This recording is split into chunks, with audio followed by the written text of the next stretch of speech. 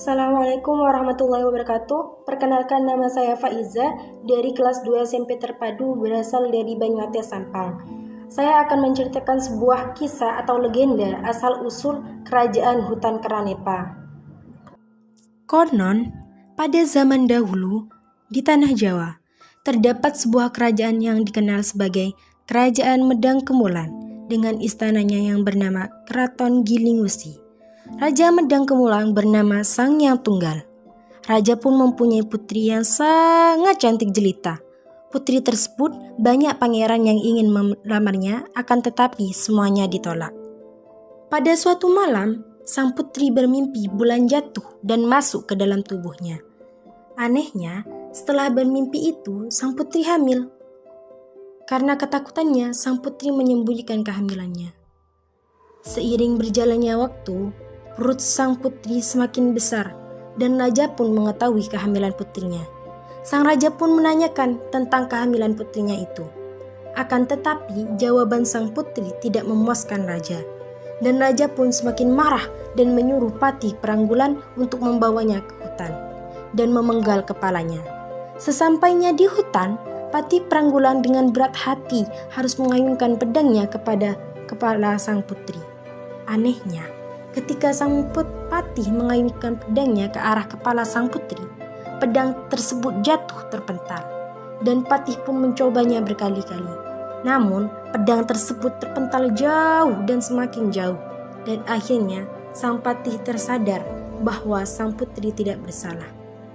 Lalu sang Patih berjanji kepada sang putri bahwa akan selalu menjaga dan melindunginya. Demi menjaga sang putri, Patih Pranggulan meninggalkan baju kerajaannya dan menggantinya dengan baju biasa berwarna putih. Setelah itu, Patih lebih dikenal sebagai Kiai Poleng. Kegagalan sang Patih akhirnya membuat sang raja marah.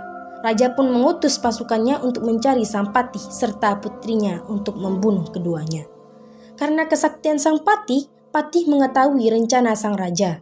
Patih pun membawa sang raja untuk menjauhi kota raja dan menuju sebuah gunung.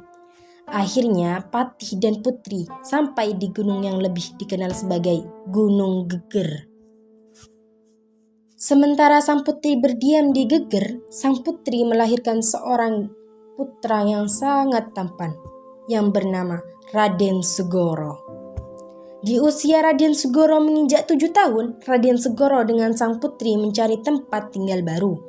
Sampailah akhirnya mereka di sebuah pantai yang banyak ditumbuhi tanaman nipah. Dan dibangunlah sebuah pondok kecil dengan memanfaatkan daun nipah sebagai atap hingga akhirnya sang putri menamakan tempat itu Nepa. Sang putri dan Raden Segoro tinggal di Nepa hingga Raden Segoro beranjak dewasa. Sementara itu, Keraton Gilingusi tempat sang putri dulu tinggal kerap diserang pasukannya yang sangat kuat. Sang Prabu Kerajaan kewalahan dan kehabisan akal untuk mengalahkan pasukan musuh. Kemudian, sang Prabu bersemedi memohon petunjuk kepada Yang Maha Kuasa.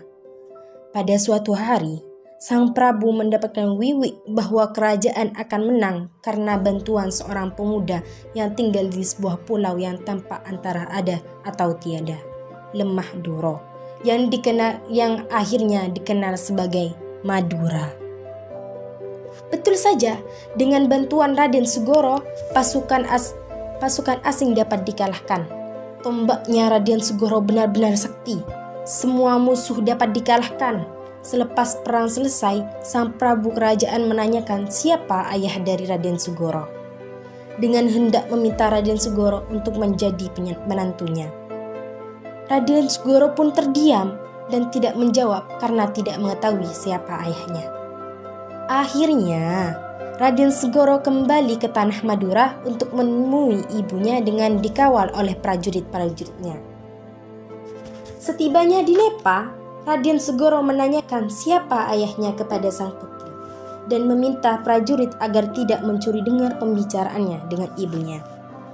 Sementara itu, ketika Raden Segoro dan ibunya sedang membicarakan ayahnya, para prajurit tidak mematuhi perintah Raden Segoro untuk tidak mencuri dengar pembicaraan Raden Segoro dengan ibunya. Raden pun mengetahui bahwa para prajuritnya mencuri dengar pembicaraannya dengan ibunya. Raden Segoro pun marah besar dan mengutuk prajuritnya menjadi kera, turun-temurun dan mendiami rumahnya selamanya. Dengan kesaktiannya pula, Raden Segoro mengubah rumahnya menjadi hutan, sampailah akhirnya tempat itu menjadi kerajaan hutan Keranepa hingga sekarang.